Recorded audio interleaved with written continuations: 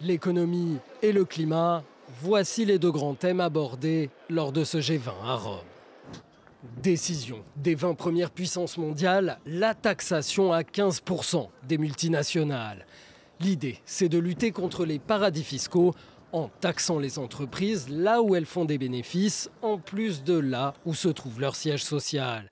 Et dans le viseur, il y a bien sûr les GAFAM, les géants du numérique, Google, Amazon, Facebook, Apple et Microsoft. La fin des droits de douane sur les importations d'acier et d'aluminium. Ces droits de douane empoisonnaient les relations entre Washington et Bruxelles depuis leur imposition par Donald Trump.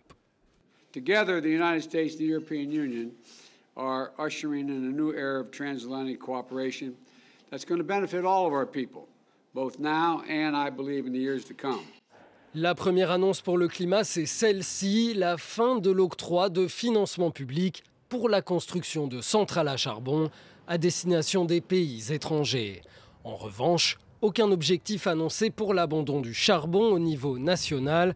Plusieurs pays du G20, comme la Chine et l'Australie, restent très dépendants de cette énergie fossile et polluante.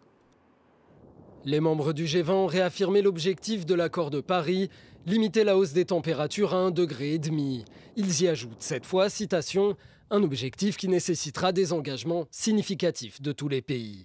La neutralité carbone des membres du G20, elle, a été fixée pour le milieu du siècle.